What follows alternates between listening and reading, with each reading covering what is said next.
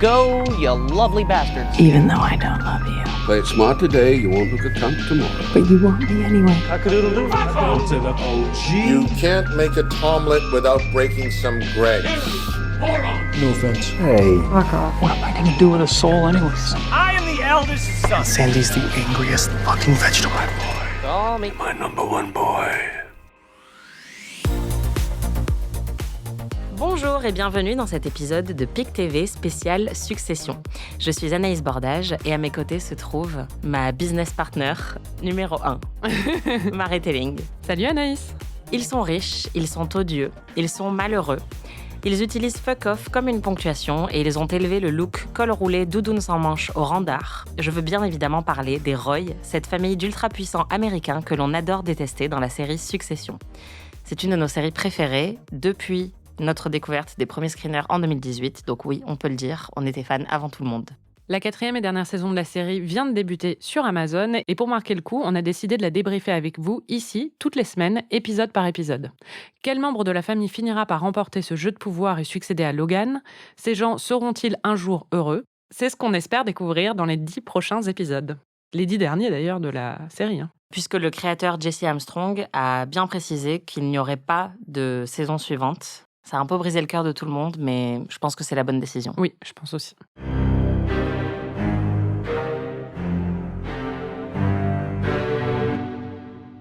Pour commencer, pour celles et ceux qui n'auraient plus en tête tous les rebondissements de l'intrigue dans la saison précédente, Anaïs, est-ce que tu peux nous résumer les 3 premières saisons de Succession en 30 secondes ? C'est hyper ambitieux. Bah non, tu vas voir. Accrochez-vous. Donc pendant 3 saisons, Logan Roy, un magnat de la presse multimilliardaire et tyrannique dont la santé commence à se détériorer, a torturé sa famille et son entourage en leur laissant penser que l'un d'entre eux pourrait lui succéder à la tête de l'entreprise familiale. Sauf que, petit problème, il ne veut pas lâcher son poste et monte les membres de sa famille les uns contre les autres pour mieux régner. Du coup, tout le monde se tire dans les pattes, s'insulte et s'humilie depuis 3 saisons. C'est assez génial. Jusqu'au moment où, à la fin de la saison 3, les 3 principaux enfants de Logan, puisque Connor ne compte pas, Kendall, Shiv et Roman, ont décidé de s'allier contre leur père et de monter un petit peu les Avengers du capitalisme.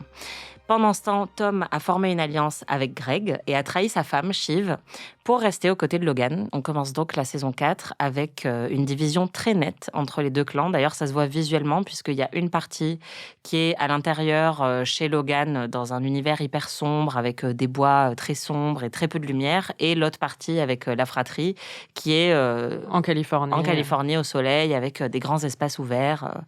Donc voilà, c'est très net. Ils ne s'aiment plus du tout. Ils s'aimaient déjà pas beaucoup, mais ils ne se parlent plus. Ils faisaient semblant de s'aimer un petit peu, et là, tout va mal.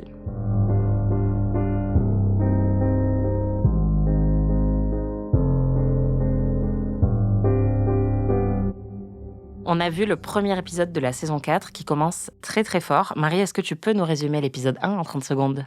Logan fait une petite crise existentielle. On s'y attendait pas, mais il l'a fait. Il est son meilleur ami maintenant, c'est son garde du corps quand même.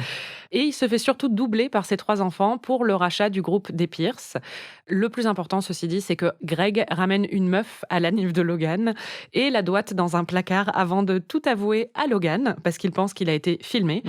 Et autre détail, Tom a minci. Il s'habille beaucoup mieux, mais il est toujours aussi pathétique. Oh. Qu'est-ce que tu as pensé de cet épisode ? Il est bien. Oui, il est très bien. Oui, il est très très bien. C'est du très bon Succession. Et déjà, Succession, c'est meilleur que à peu près 95% de ce qui passe à la télé en série ces derniers temps.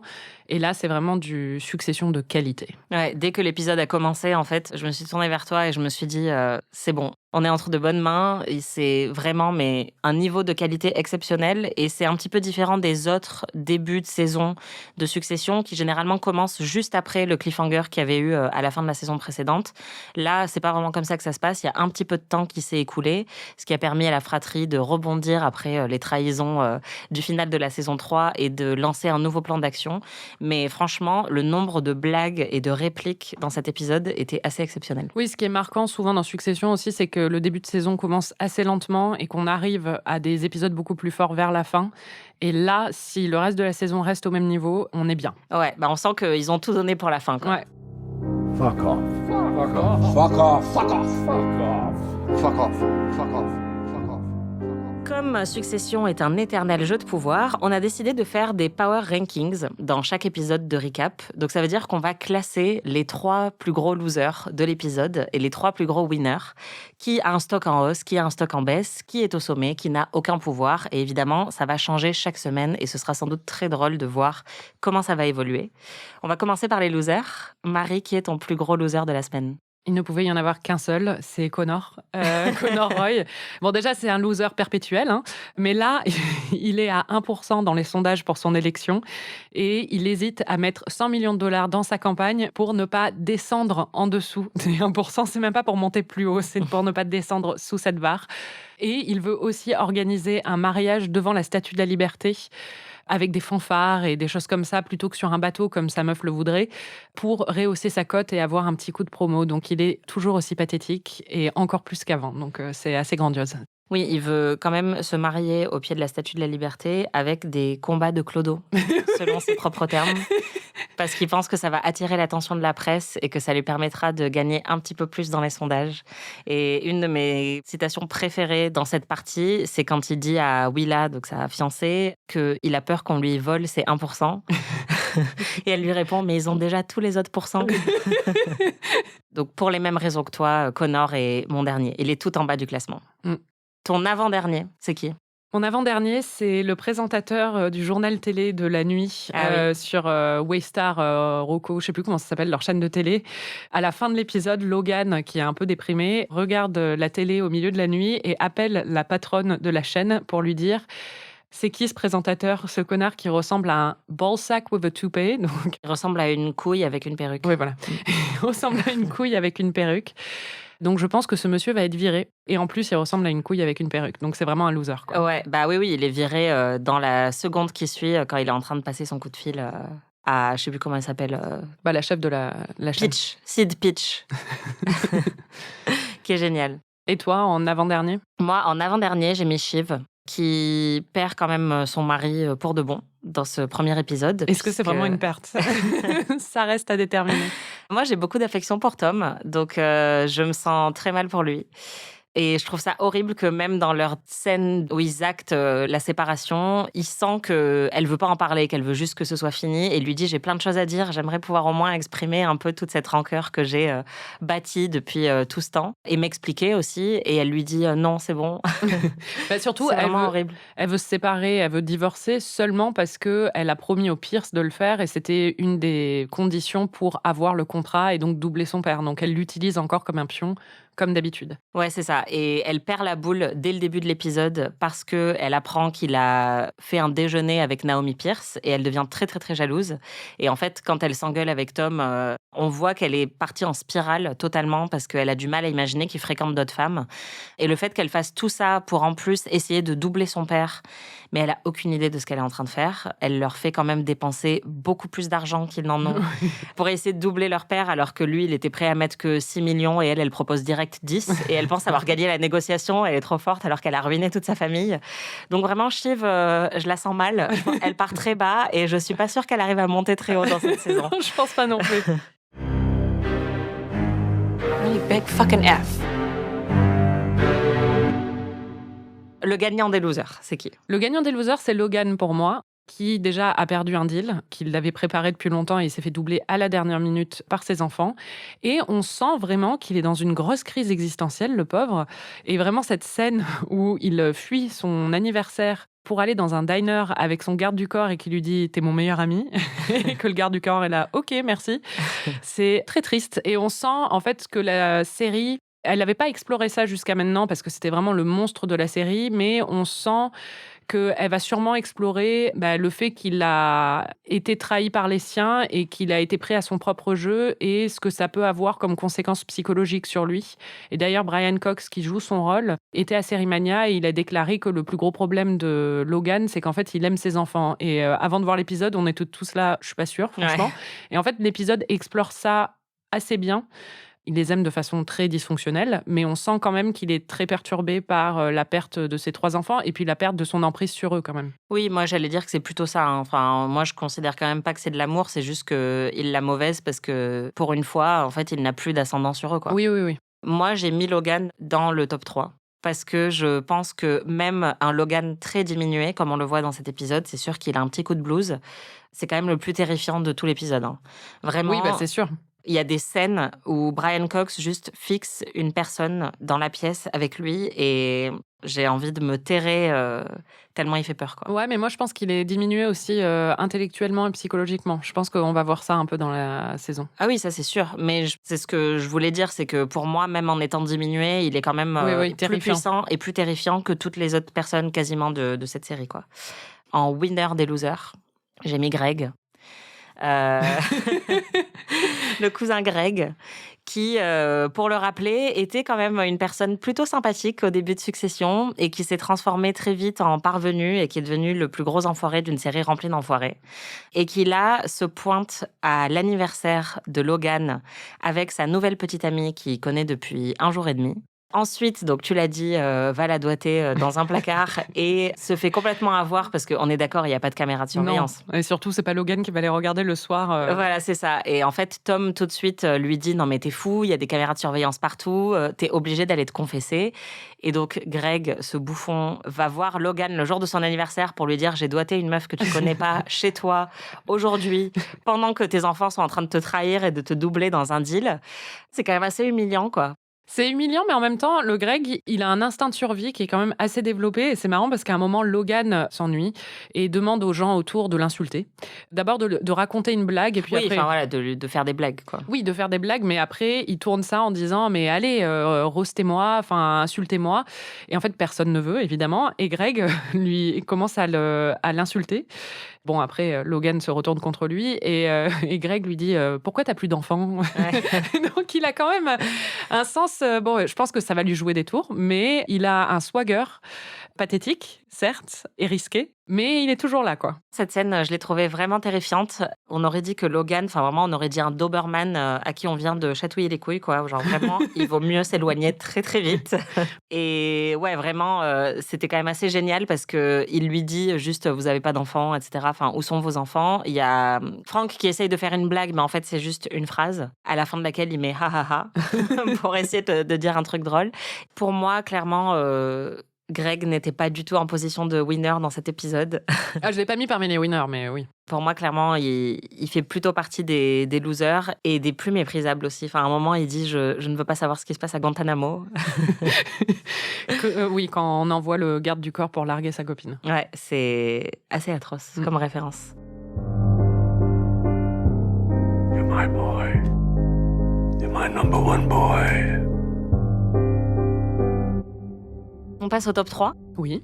Le 3e meilleur, selon toi, dans cet épisode. Alors, ça va te surprendre, c'est Roman. Roman Roy. Non, ça me surprend pas du tout. Ah, d'accord, ok. Parce que les 3 enfants font un coup et doublent leur père, mais en même temps, on sent bien que ça va leur retomber sur la tronche à un moment. Et que c'est pas forcément une bonne décision, à mon avis, ils n'ont pas les moyens. Mais Roman, c'est un peu la voix de la raison chez les 3 enfants. Et d'un coup, il est mature, en fait. Et il reste marrant et il reste le Roman habituel. Mais il y a une maturité qu'on n'avait pas vue chez lui et une distance par rapport à ce qui se passe et par rapport à l'attitude de ses frères et sœurs aussi, qui était insoupçonnée avant. Et j'étais très surprise de le voir et je me dis que du coup, il va peut-être bien s'en sortir, en fait. Bah ouais, moi je pense que ça poursuit un petit peu la trajectoire qu'on avait vue dans la saison 3. Même quand Shiv, par exemple, avait voulu se retourner contre Kendall de manière très violente, de faire un communiqué qui parlerait de son passé addictif, etc. C'est Roman qui avait dit « calmons-nous quand même un petit peu ». Donc je pense que, enfin ouais, moi je suis ravie de le voir à cette position, même si je ne l'ai pas mis dans mon top 3, parce que je pense qu'ils sont quand même tous... En fait, ça m'a fait hyper ventiler pendant tout l'épisode de les voir persuadés de mener... le jeu hyper bien, alors qu'en fait, ils sont complètement dépassés par ce qu'ils sont en train de faire. Ils vont s'éclater en plein vol, je pense. Ça va être horrible. C'est sûr. Mais oui, Roman, je pense que là, clairement, au début de cette saison, c'est celui de la fratrie des 3 qui s'en sort le mieux. Même des 4, parce que bon, Connor. Moi, du coup, en dernier des winners, j'ai mis Logan. Il est quand même pas au sommet pendant cet épisode, mais comme je l'ai dit, il reste quand même très impressionnant et il mène tout le monde dans cet épisode. Donc ça montre bien qu'il a gardé une certaine stature. Ton 2e Mon deuxième, c'est Kerry, l'assistante de Logan, qui était déjà montée en grade au fur et à mesure de la saison 3 et on avait vu qu'elle elle devenait un peu son bras droit et sûrement aussi sa maîtresse. Oui, très certainement. clairement. Et là, en fait, c'est son éminence grise, quoi. Elle s'occupe d'envoyer péter tout le monde pour Logan. Elle a toujours un pouvoir sur lui. Elle envoie péter tout le monde de façon très intelligente et très vive. Je l'ai trouvée assez impressionnante et je me dis qu'elle va aller loin, cette petite. Moi, en numéro 2, j'ai mis... en vrai, c'était un combat un peu acharné entre la numéro 1 et la numéro 2 dans ma tête. Mais la numéro 2, c'est Bridget Random Fuck. Qui est la nouvelle petite amie de Greg, qui donc s'est fait doigter chez Logan Roy. Qui a pris un selfie avec lui. Voilà, qui a pris un selfie avec Logan Roy et qui n'appartient pas à ce monde, en fait. Et elle en a rien à battre. Elle est juste là, elle se balade. Elle est venue avec son énorme sac à main dont tout le monde se moque. Elle fait des TikTok. Voilà, elle vit sa meilleure vie. Donc vraiment, j'aimerais vivre ma vie avec autant d'insouciance que Bridget Random Fuck. Je comprends. Et je lui souhaite un très bel avenir. Et donc, ton numéro 1, c'était qui ? Mon numéro 1, c'est Nan Pierce. Donc, c'est la matriarche de la famille Pierce parce que, honnêtement, elle a vendu sa compagnie pour 10 millions alors que l'offre qu'elle avait initiale était de 8 millions ou il était prêt à aller jusqu'à 8 millions. Et elle le fait en plus en disant « Ah, ça me dégoûte, toutes ces conversations d'argent », mais elle les mène tous par le bout du nez. Et elle arrive à retourner les enfants complètement et à obtenir un deal incroyable. Donc, pour moi, elle a vraiment gagné la bataille, quoi. Bon, elle est quand même en faillite et... Elle vient de gagner 10 milliards quand même, donc elle n'est pas en faillite, ça va aller. Oui, mais bon, rien que la chirurgie de Naomi Pierce, ça va coûter cher. Donc, c'est sûr, mais ça va pas coûter 10 milliards. Elle a beaucoup d'enfants qui font beaucoup de conneries et ça a l'air de peser lourd dans son budget, visiblement. Donc, oui, mais je pense que ça va aller. Avec 10 milliards, ça va aller. Et toi, ton numéro 1 ? Moi, ma numéro 1, c'est Kerry, que tu as placé en numéro 2. Enfin, en fait, elle se tape le mec le plus puissant de cette série. Très clairement. Il a un pied dans la tombe quand même, mais... Encore mieux. Si elle joue bien ses cartes, en fait, elle peut devenir très puissante très vite. L'actrice est très bonne, en plus. Elle était un petit peu en arrière-plan pendant longtemps dans Succession, et là, on la voit prendre du galon, et elle arrive vraiment à se démarquer avec certaines des meilleures répliques de l'épisode, notamment Bridget Random Fuck. C'est vraiment génial. Et oui, franchement, elle mène tout le monde à la baguette. Je pense pas que ça va durer très longtemps. À mon avis, il va falloir qu'elle tombe un petit peu de son piédestal à un moment. Mais pour l'instant, c'est elle qui manipule le mec le plus puissant de la série, qui est quand même très diminué et qui se repose beaucoup sur elle. Elle a son oreille, un peu comme sa femme Marcia, qu'on ne voit plus trop. Il répond au téléphone à personne sauf à elle. Enfin, donc vraiment, c'est la femme qui murmurait à l'oreille de Logan Roy.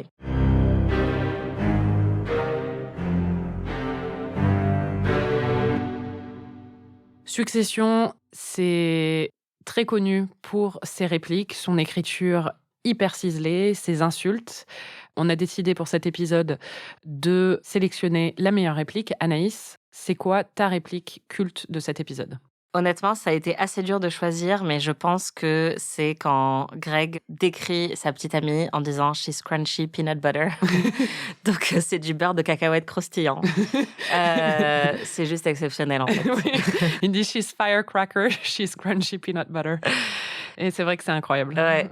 Et toi, c'est quoi ? C'était une de mes préférées aussi, mais je pense que celle qui me restera, c'est aussi « Who wants to smell Greg's finger ?» Donc, c'est dans la scène de confrontation entre Logan et Greg. Et pour désamorcer Greg, Logan, qui vient d'apprendre que Greg a doigté une femme dans un placard chez lui, dit à toute la pièce qu'il veut renifler le doigt de Greg. C'était très bon. Quand même, dans les insultes, il y avait Roman qui dit à Shiv, alors qu'ils sont alliés maintenant, il lui dit « You look tired and your face is giving me a headache ».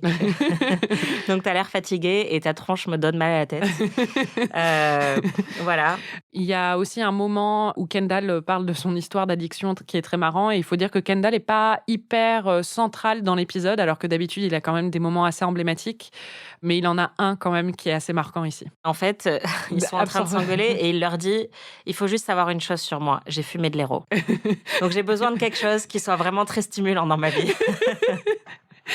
C'était génial. Ouais, voilà. On le comprend. Ouais, et il prépare un média qui est un croisement de 40 autres médias et qui ferait faillite. Donc en vrai, racheter Pierce, c'est peut-être la meilleure manip. Pour vraiment, leur plan a l'air horrible, quoi. Et donc, comme on aime bien le faire souvent dans PIC TV et dans Ami, on s'est dit qu'on allait choisir un MVP de l'épisode. Mais pour Succession, on va l'appeler le number one boy. comme Logan aime bien appeler ses chouchous. Alors moi, c'est une number one girl, c'est Marcia, dont on n'apprend qu'une seule chose dans cet épisode, c'est qu'elle fait du shopping à Milan, pour toujours, je cite Kerry. Et franchement, c'est mon rêve, en fait. C'est clair. Good for her. Ouais. Et toi ? Bah moi, c'est le doigt de Greg. La star de cet épisode, très clairement.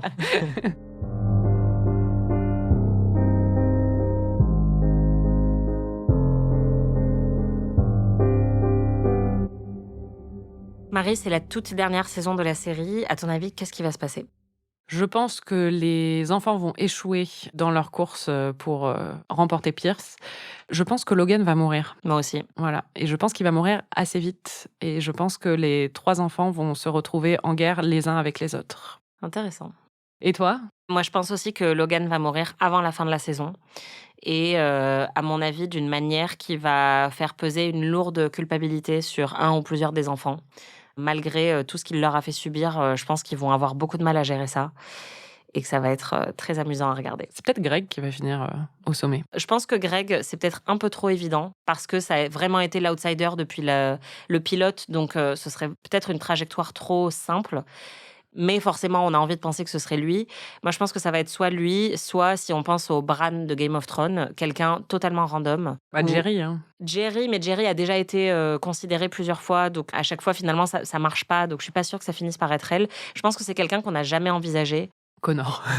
Connor ou Frank ou quelqu'un qui est vraiment en arrière-plan, qui fait partie des personnages secondaires et qui va un peu accidentellement gagner la partie. C'était PIC TV spécial Succession. Merci Marie. Merci Anaïs. Et merci à vous les Piquistes d'être toujours plus nombreux et nombreuses à nous écouter. On se retrouve la semaine prochaine pour débriefer l'épisode 2. N'hésitez pas à suivre cette dernière saison de Succession avec nous en nous envoyant toutes vos observations, vos questions et vos propres Power Rankings sur les réseaux sociaux. Vous pouvez retrouver tous les épisodes de PIC TV sur Slate Audio ou sur votre appli de podcast préféré. Et si vous n'en avez pas marre de nos voix, n'oubliez pas de vous abonner à notre autre podcast, Amis, diffusé tous les vendredis, dans lequel on se fait redécouvrir des œuvres cultes du cinéma romantique et du cinéma d'horreur. Si vous avez aimé ce podcast, parlez-en autour de vous et n'hésitez pas à nous mettre 5 étoiles et un petit commentaire. À très vite.